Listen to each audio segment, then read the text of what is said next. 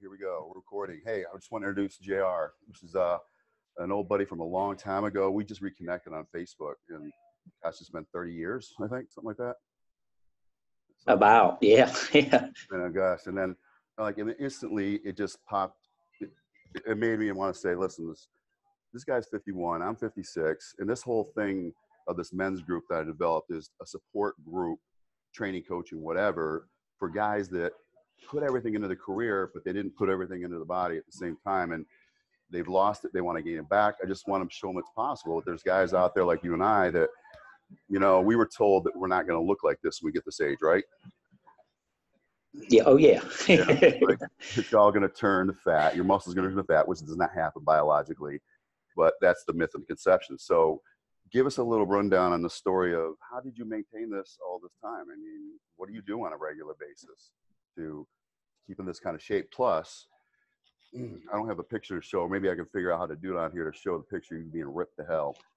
That what was your last? Yeah, well, I guess, I mean, I didn't prepare anything for this, but I guess off the cuff, I mean, I go back to, you know, my college days, I wrestled. That's how I ended up at Slippery Rock University on a wrestling scholarship. And needless to say, through high school and even my first year of college, I wrestled in high school 112 pounds and in college 118 pounds. So I was used to losing weight. I was used to being dedicated at something. I just wasn't used to working out and lifting and trying to change my body. It was all to just compete. But I was a competitor, so that's one thing that I had in me all the time. I actually got my degree in exercise physiology from Slippery Rock, and I ended up driving to Atlanta and selling cars, and stayed in Atlanta ever since. But to get through the story point of it, because that's not really what we're going to talk about. I stayed in a car business, which is about a 12 to 14 hour a day, sometimes business. Mm-hmm. And yet still worked out at least once a day, sometimes, twice, and have 3 kids, been married for 25 years. Mm-hmm. And never really felt like I needed to let one go to pick up the other. I just always felt like I could do both. Yeah. But when I turned 42, I felt like I'd been working out all my life. I was kind of built. I mean, I thought I was a little on the fat side. I mean, I was heavy. I was 217 pounds. And for 5'6", it was, for me, that was the heaviest I had been in my life. They always say you go into the gym all the time and, you see people in there for 10 years working out and their body never changes. Mm-hmm. And I was kind of one of those guys in my early 40s. And I thought there's got to be something that I can do to incorporate what I've been doing working out all my life and my early competition of wrestling and being competitive. So I met a guy in a gym that said, man, why don't you just try to compete? I mean, there's some competitions coming up. And I said, compete. But, I didn't really ever think about it. And so I went to a couple shows here in Atlanta and thought I could do that. I want to do that. So I decided that if I was going to do it, I wasn't going to do it to be second. I was going to do it to be first. And so I was going to take a whole year of really hard training, getting my diet out in, and compete. So, but along with that, to go with your theme, I mean, the whole time I started working out twice a day, preparing my meals, doing everything that but I didn't make it where it was overwhelming. I didn't make it where it controlled my life. I still worked. I'm a now I have a car dealership. I'm still a general manager then. I have 127 employees. So I have a lot going on. I mean, all day long. But like I said, I managed to get my diet in line. I'm a strict, I can stay on schedule, and I managed to schedule my day along with being a successful business person and still working out twice a day, competing, entered a total of 8 shows. Oh my goodness, I need a many. Wow. Yeah, yeah, won every one I entered. I never placed second. You won every one? Yep, That's yeah, beautiful, I man. did. And I could have probably started before and entered a couple and came in. I just, until somebody told me that I was going to win, I didn't step on stage. That's just my personality. I wasn't, I mean, I had to be that guy, I guess. And so I competed for about 3 years total, and still grew my business. Still have been very successful on the business end. Along with that end, since then I've taken a few years off, but I plan on going back into it in the after 50 category. But that's where I'm at now. I feel, I'll tell you, at 44, when I was about 4 weeks out of my first show, I did an article, and I did some things that I never forget that I said. I definitely feel better now than I've ever felt in my life, and that includes my teenage years. And look, I mean, I think the biggest thing about staying fit, yeah, you can compete. And even if you don't want to compete, your goal might not be to compete, but right. I mean, just the way you feel, I mean, people, look at you like you're not 50. I mean, and it has nothing to do, I don't think, looks wise, but just when you keep your body in shape, when you keep yourself in shape, you carry yourself better, you feel better. And, I'm a fitness for life guy. I mean, I don't know that I could ever even consider giving it up, but,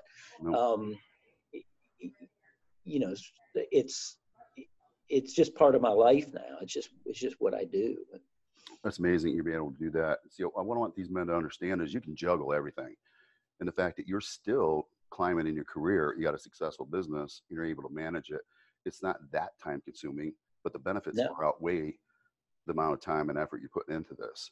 And once you get to a certain level, it's a lot easier to maintain that.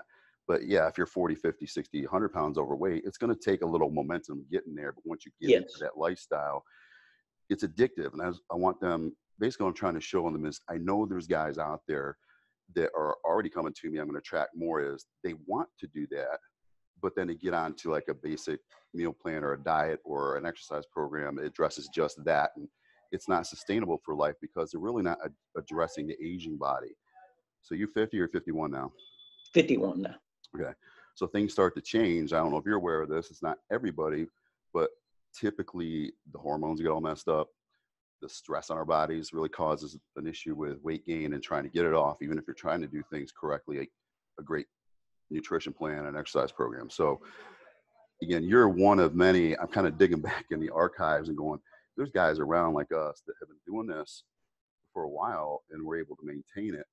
And so there's hope for these guys. And even if you cause damage, it can be reversed.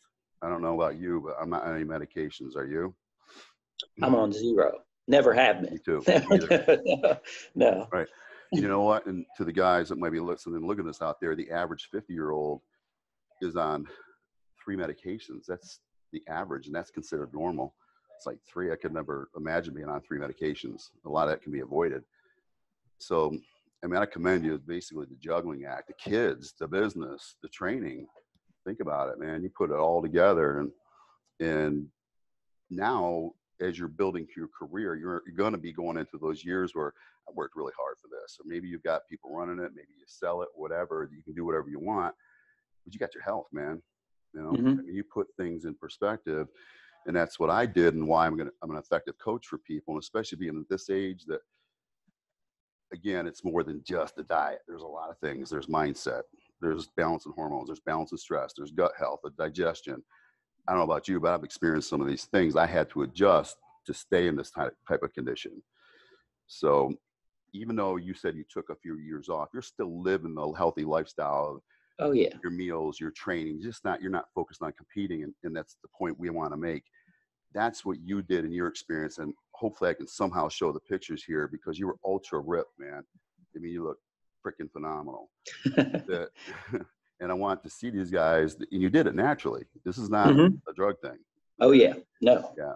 And that we're not trying to make competitors out of these guys. You know, the average, what I consider middle age, is like 45 to 65, even though I've got some guys 70 and older that I work with, but that's probably like that range, that target. So, gosh, it's kind of cool. What I will say about that is,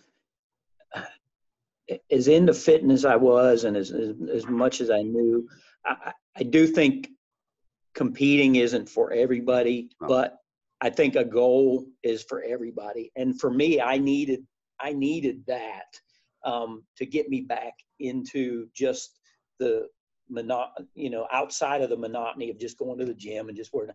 I needed something. And for other people, it might be something else. It might be, you have vacation, whatever it is. I don't know what it is, but for me, it was, I had to have something to get me back into it. And that's where the competing came along. Mm-hmm. And that's why I think even in business, I teach my sales guys, and I have 30 of them right now. That, I mean, you have to set goals in life, and it's the same way in fitness. You have to set goals for yourself, and things that you want to attain in order to reach that goal, in order to be successful. And again, for me, it was stepping on stage, but for somebody else, it could be something different. And I just think you have to have something you're working toward. And for a lot of people, it can just be a longer, healthier life. And I mean, and if that's what and that should always be part of it.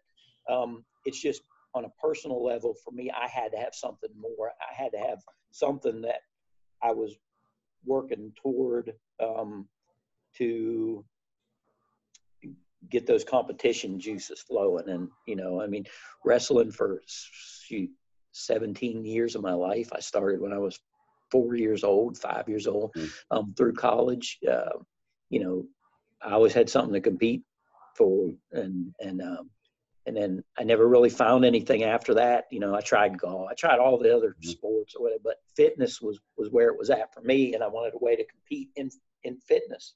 And I found it through that. And like you said, it's not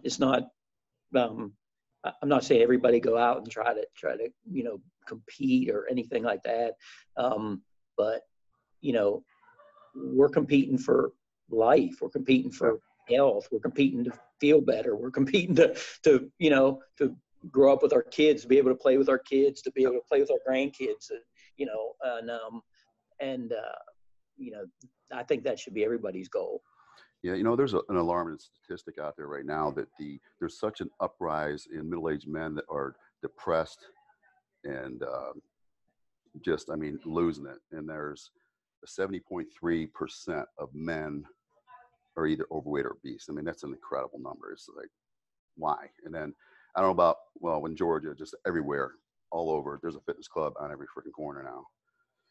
Why do we have an obesity problem? It's because they still lack the education. So there's a lot of hype and a lot of myth and a lot of quick fix. It's just easy to do. I'm just telling men right straight up, it's not easy when you don't have the right plan. So again, it's more than the point I'm trying to get across here. It's more than just eating right and exercising. There's a lot more factors that play into that. So too many men are dying early. I mean, I'm seeing guys my age and younger, heart attacks, strokes. And it's unnecessary because the food and our lifestyles, it's just, if we took away like the fast food places on every corner and all we had to eat was food from the ground, and animals, animal sources we can hunt and gather, we wouldn't have any a problem. But it's the process, and that's the ease, the convenience, the stress. The stress will make you fat, will kill you, number one. But there's a stress hormone called cortisol that when you're under stress, you're just raising that cortisol level, and your insulin levels get all messed up. You start craving, you start putting on weight. It makes it impossible to lose weight. So just a point again, if somebody's listening out there, there's more factors involved. Let me ask you this, JR. You went from like 217 to your competition. Now this is ultra rip, guys. What was your body fat, do you know, and what was your competing weight? My competing weight, I stepped on stage at 154. My body fat, as close as they could test it, was right at 4%. It actually looked lower, but that's probably it could have right. been. I mean, but it's a problem really getting an accurate. Yeah. So I mean, I just. Of course, freaking lean, especially being a natural bodybuilder. Yeah. And then, which took, like I said, a long time. I mean, it wasn't something I did. Just the skin to come back into the form was a 3-month waiting process. At least. But it took a long time. It wasn't where I lost 50 pounds overnight. I mean, it was at the most 1 to 2 pounds a week at the most, and I tried to regulate that. And it's perfect. You don't want to lose any more than that because you would be losing muscle at that point, correct? Correct. Yeah. So do you know calorically how much you're eating? Again, guys, it doesn't matter. Don't get hung up on this. It's just I find it fascinating. Yeah, and you know what? I can say this honestly, and I don't know what we know each other a long time ago, so I don't know what, as far as the, I believe the different nutrition areas and diets work different for different people depending on your body type, obviously. Body type, yeah. But I never counted a calorie ever. Now I did people like to call it keto now. I just called it no carb, but lower carb. Low carb. But I stayed under 10 grams a day, net grams, for over 2 years. And so, but that's why I never counted calories. I ate honestly, I ate whatever I wanted, as much as I wanted, that was fats and protein. And I never watched a calorie ever. Yeah, especially when your carbs are that low. Yeah. So you were eating good fats or any kind of fats when you were doing that? I mean, I tried to stay as quote unquote clean as possible, but I never really cared. I mean, I ate whatever fats I could really. Now, I was probably higher in protein than most should be. I was more in the line of 50 to 60% protein, and good, yeah. But that worked for me just because I'm not really a big fat eater anyway. So it was staying as low carb as I was. It was really hard to even find fats that didn't have that could fit into my under 10 grams a day. So protein, I was eating, I was probably on the upper high side of where I could have been, but to stay safe, it's really all I ate. You were eating frequent meals though. How many times a day were you eating? Yeah, I mean, I ate 5 times. Okay, perfect. So even if you were taking on the high side, 50 grams of protein, which is a little bit high. Again, everybody's got their own theory there that the body can only assimilate 25 grams or whatever. It depends on your body type. So general rule of thumb, 25, 30 grams is good. But let's say you were doing 50, but you were putting a hell of a lot of stress on your body, working out twice a day, doing a lot of cardio, I'm assuming, correct? Yes. Okay. So your body was able to utilize 250 grams-ish of protein and was fine. I was fine. To go into this, guys, if you're listening to this, it's kind of what, again, JNR, I probably feel the same way I do about it. I hate the freaking word keto diet. It's nothing more than an Atkins diet. It's a low carb diet, whatever. Bodybuilders been doing it for years, meaning we cycle and lower our carbs. All right. So JR's basically the science behind it is when you drop the carbs that low, you're using the fat as a secondary fuel source, but it still has calories. you still have to have some calories to support the muscle. So we got protein building supporting, but we also got, you know, we're using fat here, but still some of that's left over to support the whole muscle. Because his whole deal was, or I don't care if we're just trying to lose weight, not compete, we have to preserve the muscle and drop the fat. So I like the carb cycling. Again, whatever works. Okay, we got to look for long-term strategies, but this is a competition, severe type thing he was doing. So don't let that scare you. When I teach the nutrition, it's very livable. What we want to do is keep our metabolisms higher as we age, because now we're in our 50s. We've worked hard not only to support it with weight training, but you can weight train all you want. If you don't have caloric support, fats, carbs, and proteins, you're not going to have any muscle, because it needs that. Muscle needs that. So that was good. You touched on that nutrition part of it. Now, to maintain your weight now, you're still eating clean, and kind of what your guess what your body fat is and your body weight now.